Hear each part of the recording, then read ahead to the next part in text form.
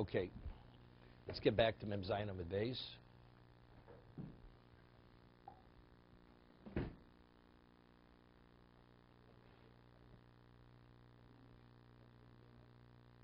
Okay, we cited a brayso. We had a machlokas, Rameh and the Chachomim, of Makarish B'shar Chov Shel Acherim.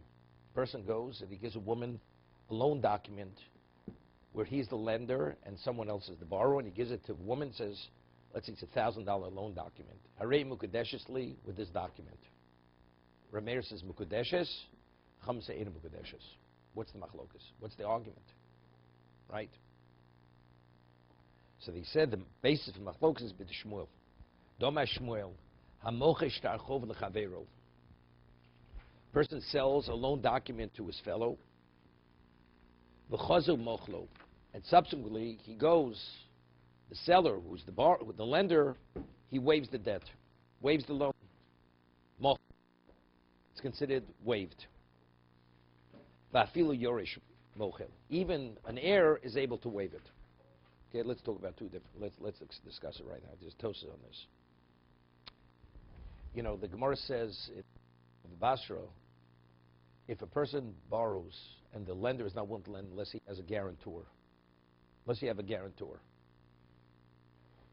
So, and the guarantor guarantees the debt. So who's obligated? The borrower and the guarantor, both. If the borrower doesn't pay, the borrower is obligated because the loan initially was made based on the guarantee of the guarantor. Right? That's called Orev. That's the Orev. That's the Orev. Okay, 1 second. The Gemara says in Bav Basra, Nichsin dinish arvin lo. One's assets that a person has, they are the guarantor for the debt. You borrow, your assets are liened or are bound to pay the debt. Not collateral. Not collateral. Not collateral. They're liened to the debt. Collateral is what you give to the lender. Everything. Nichsen dinish arvin lo. That one's assets. So let's say a person goes, says, I'm not paying the debt. Says, I'm not paying. And there's no court in for the payment of the debt. The lender is able to seize money to pay that debt. As long as he has proof that he's owed the money, he could seize the money. He's not a thief. He's doing the right thing. Why? But it's, where do you have a right? But if you owe me, and the asset is your asset, I have a right to take the asset. So, but where does the obligation begin? Because you're indebted to the debt, right? You're a debtor. You being the debtor, your possessions, whether they're possessions, they're what? They have to cover that debt. Because these possessions are your possessions. So that's nichsen dinish arvin lo. That's the concept, okay? But again, when a person borrows, what is the basis for the debt, for the indebtedness, for the assets being indebted to the debt? Because there's a debt. It's because of the indebtedness of the debtor. What happens if the lender says, I waive the debt? He's not indebted, right? Let's say a person has a guarantor and the borrower has no money to pay. And the lender says, I waive the debt to the borrower. Does the guarantor have to pay? He says, I waive the debt, but you'll pay. I only have an obligation to pay if there's a debt. But if you waive the debt to the debtor, I have no obligation. Only guaranteed to pay the debt. But if there's no debt, you don't pay, there's no debt to pay. The guarantor has no obligation. So if we say one's assets are no less than what? Than the guarantor, but if you waive the debt, so when you sell a debt, what are you selling? You're selling the right to collect, right? That's what you're selling. Indebtedness, the fact is, the debtor never indebted himself to the purchaser. Whoever buys this debt, he never indebted himself to that person, right? So what could you sell? You could sell the assets that are indebted to the debt. No. Wait. Without dina malchusa dina. Let me explain you something. If a person borrows money and he says, I'm indebted to anybody who comes in your place, right? Initially, that's what when he borrows money. Whoever comes in your place to collect his debt, I am indebted to that person. Even though it has to do with Breira, because we don't know who he's going to sell it to. But let's say you hold Yesh Breira. Then he's indebted to whoever he sells that debt to, he's indebted to that person. Of course, initially when he assumed the debt, that debt caused him to be indebted to whoever comes in the place of this debtor, of the creditor. I am indebted to whoever is the equivalent of yourself. That's what he says. So there, initially, when the debt was created, he indebted himself to whoever may come to collect that debt. But let's say he says, I'm indebted to you because you're my lender. Now the lender chooses to sell the debt to a third party. He could sell the right to collect, but what about the indebtedness of the debtor? He only indebted himself. He was indebted to the lender, not to the third party. So he could take. But what about if the lender goes? What about if the lender now goes and waives the debt to that original debtor? So there's no basis to collect any longer. No, you buy it with a guarantee. It's like when you buy property, and let's say there's a lien on the property, and somebody may come take it. You buy with a guarantee that if it's taken away, you're going to be reimbursed. You're going to be compensated. And that's why it's discounted. If you buy property without a guarantee, it's discounted tremendously. Of course, you never know, somebody may someday come and take the property from you.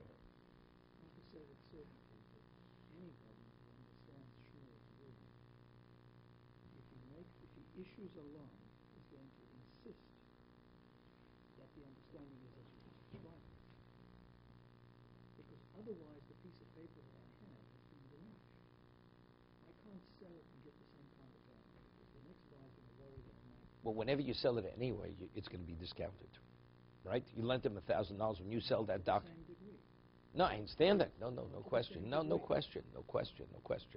Well, you realize you could even sell the debt. You could sell the paper with a guarantee. The person can buy with a guarantee that if in fact the debt should be waived, you have to be reimbursed for the full value of what you paid. You could have that agreement with the buyer.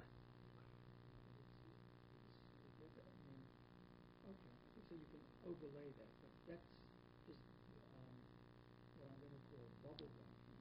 The guy could have said that in the beginning when he made the loan. No. What is he going to say when he made the loan?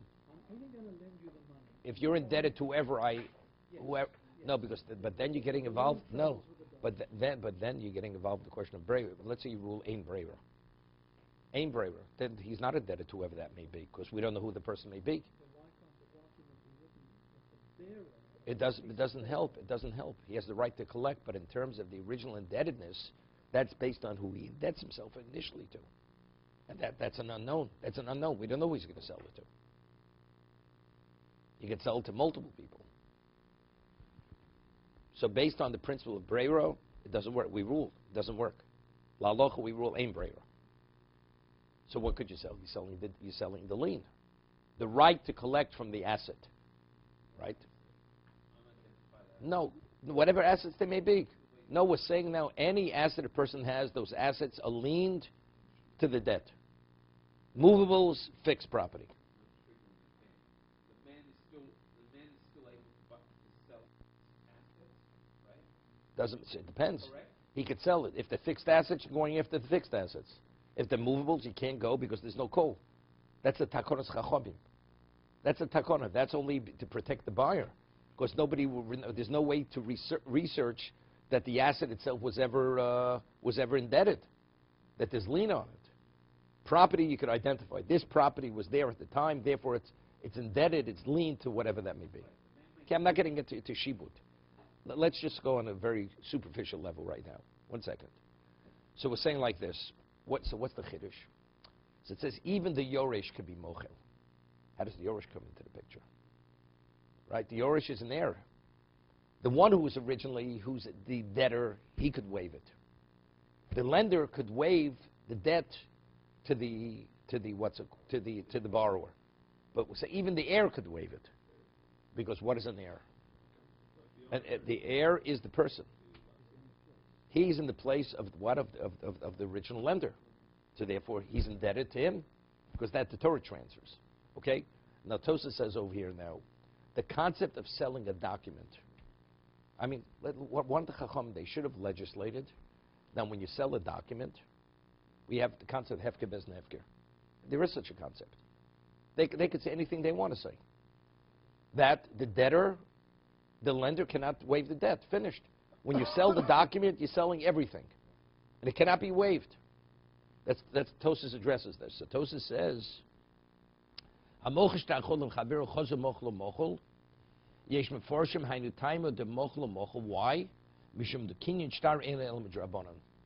That you're able to sell a debt, right? By giving the document, it's a rabbinical.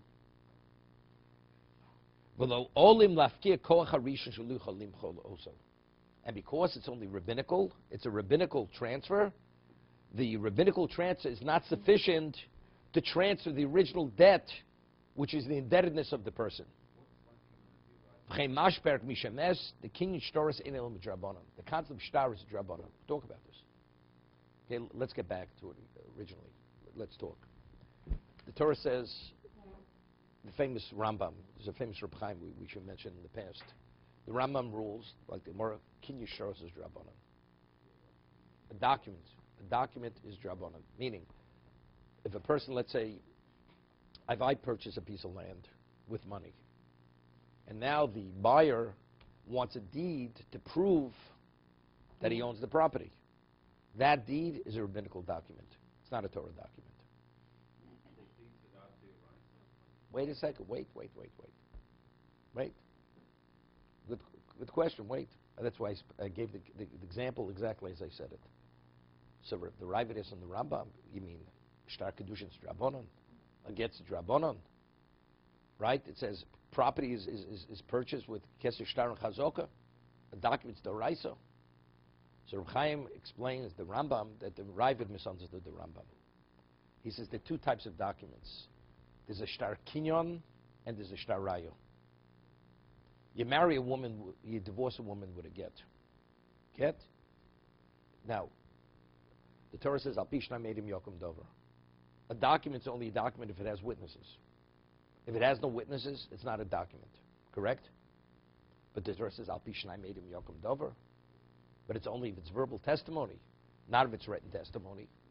So how do you ever have a document? If a document has to have witnesses, and the witnesses are not valid because only verbal testimony has value, so why is the document, why does it have any value? So the Gemara tells us, because there's a principle known as Edim Achsum Ashtar, Naskim Mishnech Ridusim Bebezin. When Edim, witnesses, sign on the document, it's the equivalent of testifying in court. Because there's a concept known as shtar.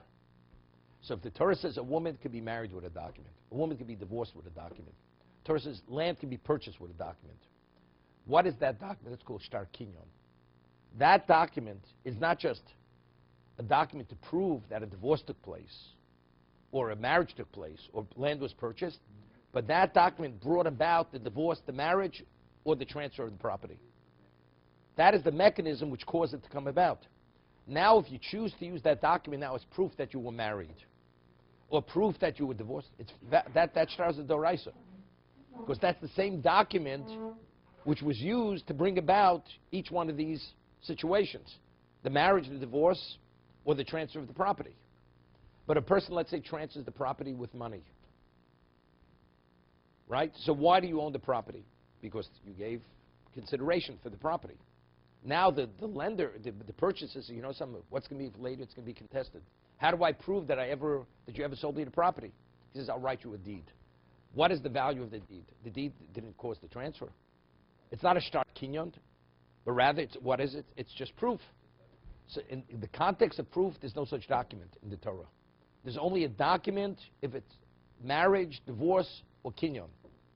There's no such thing as a document that's written where just for proof. Therefore, that's rabbinical. Because a person needs proof, so the Chachomim, they legislated, that document's a rabbinical document. Because otherwise, it's a problem of what? Of edus. There's testimony. Testimony normally has to be verbal.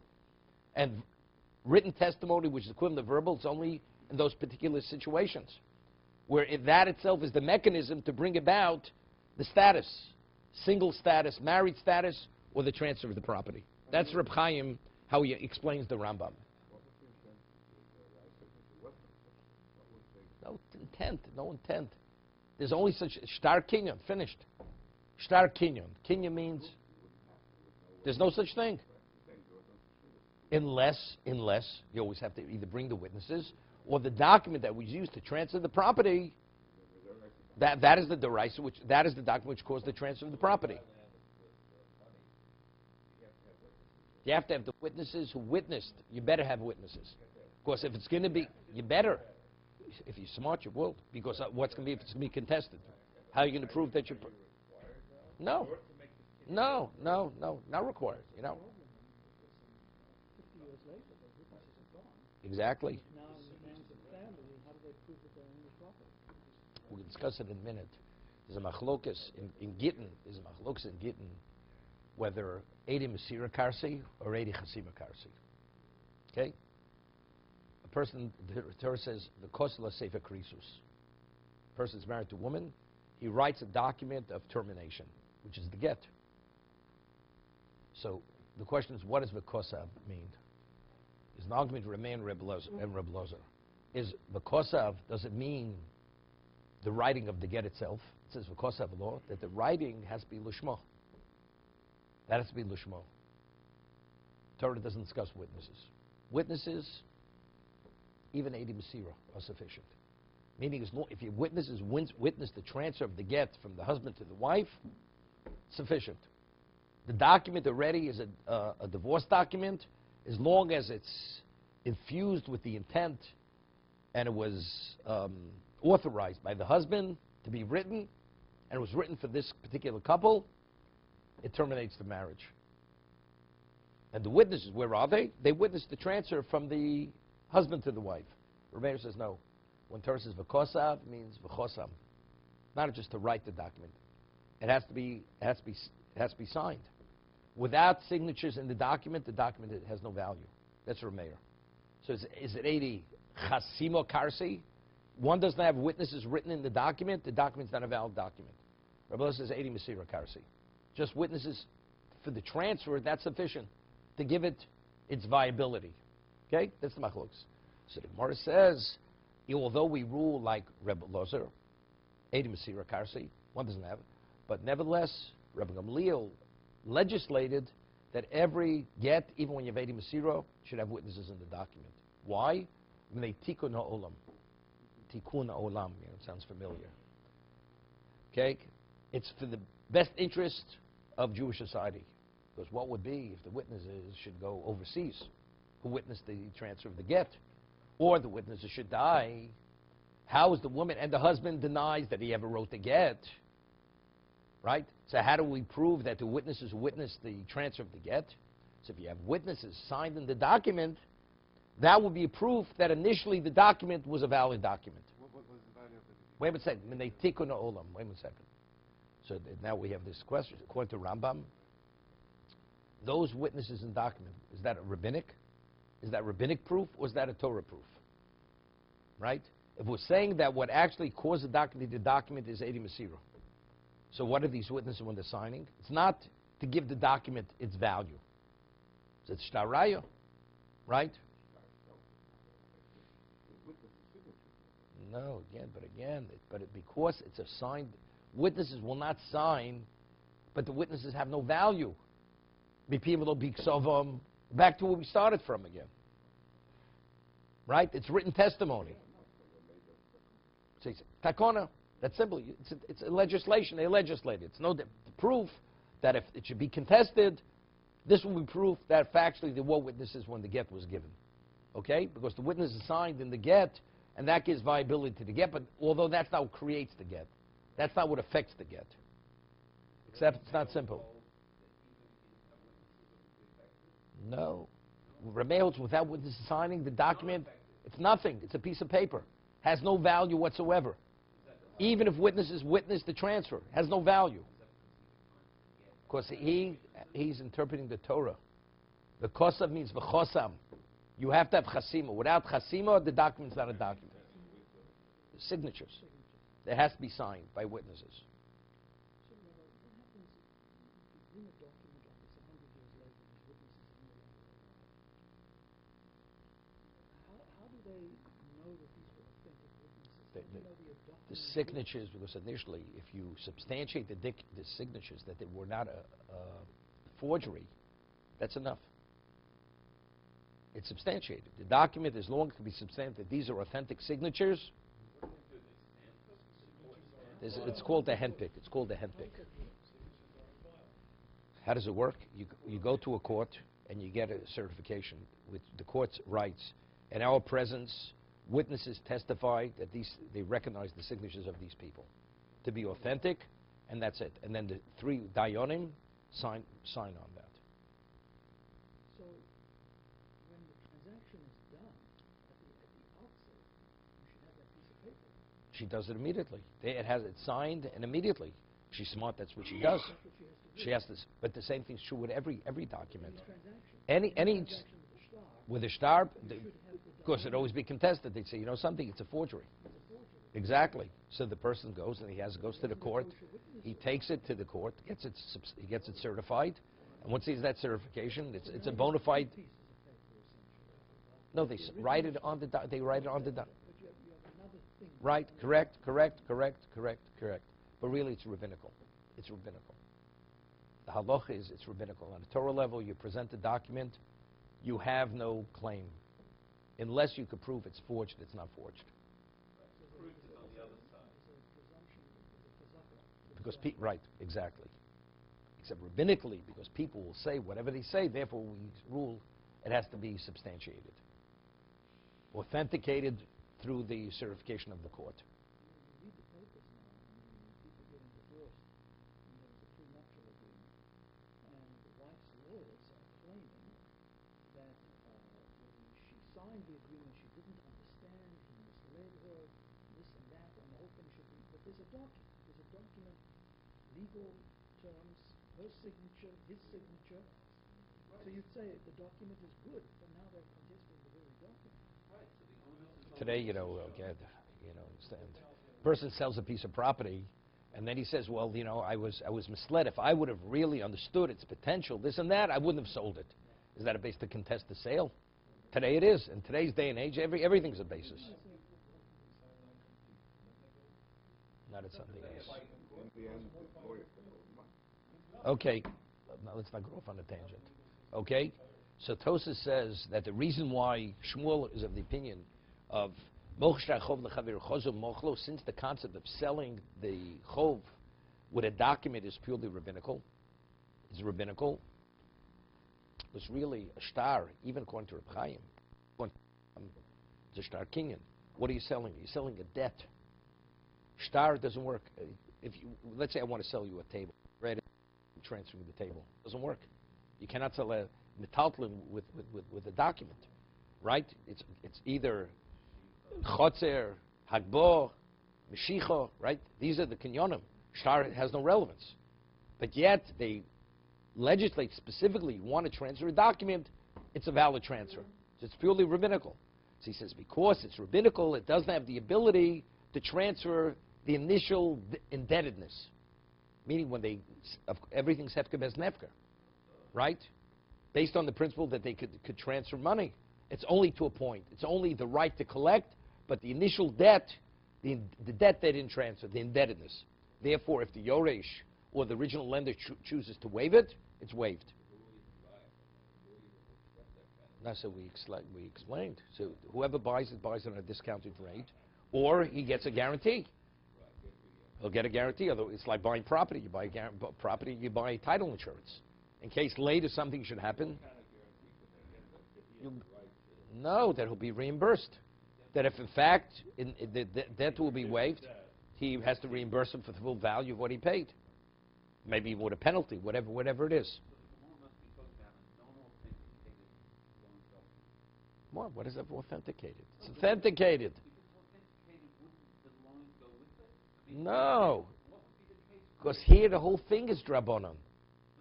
How do you transfer a debt with a document? Shtar is drabonon. So it says because the whole concept, the Torah says only you can transfer property with a document. Not a debt. Except for the sake of society, they said you could transfer a debt. It's drabonon. So he says because it's drabonon, it's not powerful enough, doesn't have the force to be mafkeh the koach harishon. to transfer the original right not being able to waive. The original lender is still the lender. It's only the right to collect, not that the purchaser becomes the new lender. That's what Tosa says. How does that change it? It's authentic that that's what he transferred. But you can't transfer more than Chazal said you could transfer. All you could transfer is the right to collect. Not more than that. Okay, let's get back to the Gemara. That's the machlokes. Mar Islay de Shmuel. So according to the Chachomim, they hold the Shmuel. Mar Leslay de Shmuel. So we're speaking about his Makadish with a Shtarchov de Acherim, and then he waived it. According to Reb Meir, it's a valid kiddushin because he rejects Shmuel's position. The Chachom say no, yes. Ibo say Mkuli Alma Islay de Shmuel. Reb Meir and the Chachomim, they both accept Shmuel's position. We're not speaking about where he went. They're arguing specifically in regard to marriage. What's the Isha? Marsav Isha Somcha Daito. A woman, she has full faith and trust in the husband who gave her the document. Meimar Amro Omro Lo Shavak Li Didi Mochale Lachrini. Her mindset is, look, he's marrying me. So then he's not going to leave me high and dry. He's giving me something, then what? He's going to pull the rug out from under me. He's not going to do that to me. So therefore, she has full confidence. What she receives, she's willing to enter into this relationship because she receives something of value. Mar Sovar, the Chum say no. Isha Nami Lo Somcha Daito. Stop. A woman, when she enters a marriage, she wants to be confident, secure. What she received is intact, and it's permanently hers. If he gives me something where I never know what tomorrow will bring, I'm not entering into a marriage with that kind of value. A value which is contingent on whether he waives or doesn't, I'm not giving myself over in marriage. So it's again, they're arguing, what is the mindset of a woman? Rameir says the mindset of a woman is she's confident, she fully trusts him, therefore the marriage is a marriage. Chum say no. A woman does not get involved unless she fully feels that confidence. Otherwise she doesn't. So getting back to the whole picture for a second, all right? The saying here is that this is not an argument between Tanaim and Rav to not be saying that it can't be. This is once we're talking about Shtarchov Da'acherim, it has nothing to do with Makarish B'milveh. Right. So This has nothing to do with Rav. At this point, there has nothing to do with Rav. because we've been showing that it's not. No. This has nothing to do with Rav. That's what Tos said before. If it's Milveh Dido, it's Shion, that's Makarish B'milveh. Yeah. I give it. We're talking Milveh Da'acherim. Milveh Da'acherim has no relevance to Rav. That we already established. So now we're trying to. So what's the basis of the machlokes remain the Chachamim? Why shouldn't she be married? The answer is, the question is, does she trust the man? She'll only agree to enter into marriage when she feels confident that the value she receives is permanent value. Right, that's where we're at now. But we're still dealing with Shtar Chov Da'acherim. But we say they argue two arguments. They also argue Milva al Peh. That's the next argument. Milva al Peh my pligi. Rameir says the Milva al Peh she's Mukudeshes. And the Chomsi she's not. What exactly is Milva al Peh? That means there's no document given over. No document was given over. But Rafuna Omar Rav. They're arguing in Rafuna Omar Rav. Dam Rafuna Omar Rav Monoli Biotcho. Now, there's more in Gittin. Again, there's another rabbinic transfer. It's called Maimit Shloshtam. Maimit Shloshtam, you have the lender, let's say you have a person who's the owner of an item. You have the shomer, the custodian, and you have a third party. All three are present. And the owner of the item says, in the presence of the shomer, I'm transferring the item, the pekodin, to the third party. The item that you have, he's the new owner. The item's there. And the item... With the show. No. The item, well, the one who's receiving it knows that it exists. So let's say it's present. He knows it exists. Okay? So the halacha is, this is a rabbinic law, rabbinic. What is the rationale? Well, of course, the reason why transfer is hefker bezin hefker. Because the Chum have the... Why did they do it? The Gemara says, it's unclear why they did it. But the Chacham say if the owner goes and transfers the presence of the shomer, the item is transferred. Of course he has no say. He's only holding it. Now he's the shomer for somebody else, but the item is transferred. Now what would be the same things with a debt? A milveh. Right? The lender, the borrower, and there's a third party. And the lender says to the borrower, the third party, he's your new creditor. Does it work? Is the debt transferred to the third party? What's the difference? Of course, a debt, it's a lien. It's not an object. We'll see Rashi in a minute. There's an argument when Rab said to Halacha of, is it only when dealing with an object? But I'm dealing with something which is not an object. It's just a lien, a right.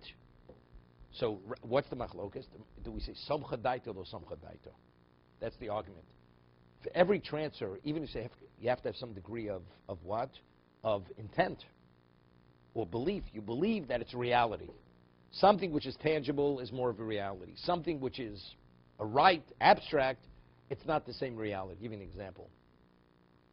There's a machlokas, the chachomim, person wants to be mak dav shel bal olam. Right? I'm selling you next year's yield, crop. And we make a kinyan, buyer and a seller.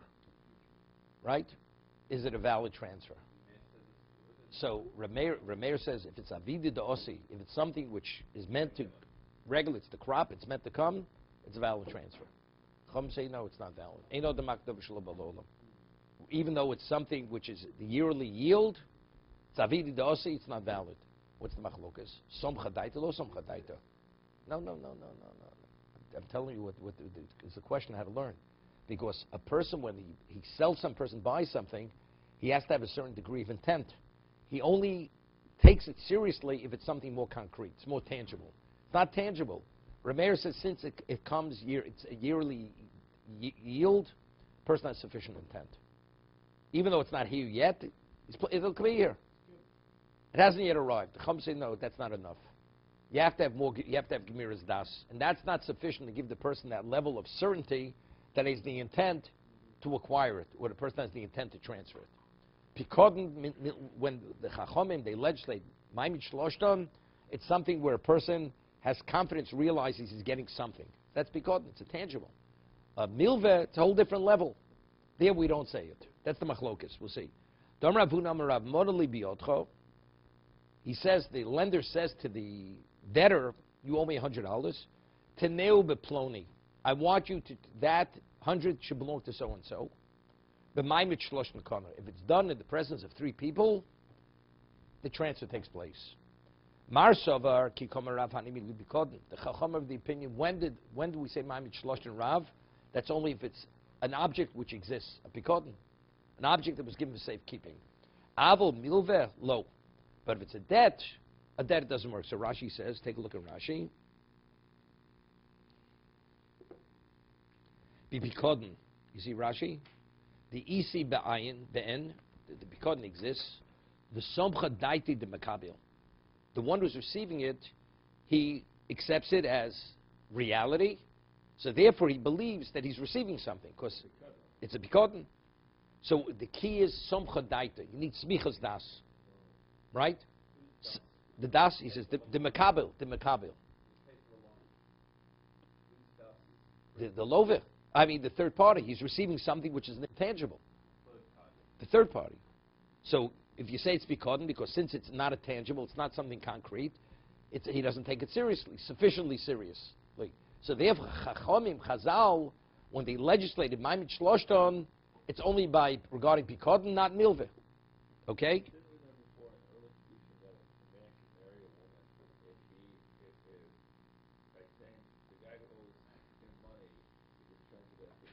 No, that's shtar chov. That's shtar chov. That's exactly that's shtar chov. If I give you a document, you could sell it on the open market. Yeah, shtar chov de'achera. A document, a loan document that somebody else owes him money. That's what document he gives to the woman. Umarsa v'loshno mil v'loshno bikoden. Rameir says it makes no difference. Ma'amid shloshno, as we say, it's something which is tangible. It's even something which is intangible. Chazal, there's sufficient miras das, even though the basis for the transfer is hefker bez nefker. But they said it even in regard to milvah, there's sufficient miras das. Okay? Is the case, would it make any difference for if the asset was identified, even if it was a metaltalent? Talent's Bikodin. That's Bikodin. No, I'm talking about the case of a loan. Loan is no, the loan, there's no object. I know, it's on the general estate, whatever it is. No, it doesn't make a difference. Still not. No. Doesn't make a difference. Doesn't make a difference. Maybe it's if it's an apoteki. You know what apoteki is? Which means, meaning that item is reserved and exclusively waiting that. If I don't pay you, that's yours.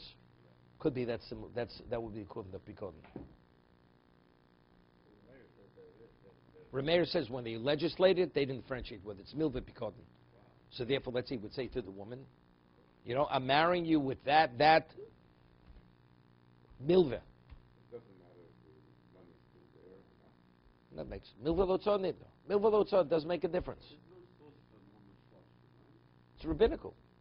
But there's no, where do they They came up with it. The Gemara says they don't understand why Chazal did it, but they did it. The rationale is hefke bez nefke. That's the rationale, right? the reason That they lost that reason? no reason why it works is hefke bez nefke. What was That's the mechanism. what was the impetus to do it, right? That's a known. Neighbor ketanoi. Okay, now we're getting back to Mekadosh b'milvah. Back to Mekadosh b'milvah. Rav. Let's say the machlok is Rav. What Rav said that Mekadosh b'milvah mukudesha and mukudeshes is machlok's tanoim. Okay, it's kachili b'shtar. Now it's not simple what the case is speaking about. Person says, I want to marry you with a shtar. Ramei Romeh ein mukudeshes. The Gemara is going to ask, what is shtar? We'll see. The Gemara is going to ask a steer, a contradict. Before Reb Meir says, if it's shtar chov dido, da'cherim, it works. One second. Maybe we're not talking about Ma'amid Shloshton. Not Ma'amid Shloshton. Right? We're not talking about Ma'amid Shloshton here. Man gives a woman a document, I want to marry with the document. So Meir says, Ein Mukodesh. Reb Lezer Omer, Reb Lezer Mikodeshes. Chom Omrim, Shomer es haniyor. You evaluate, you appraise the value of the paper, and Yesh Bo Shav V'Prutim Mukodesh, no Ein Mukodeshes. Stop. We'll continue tomorrow.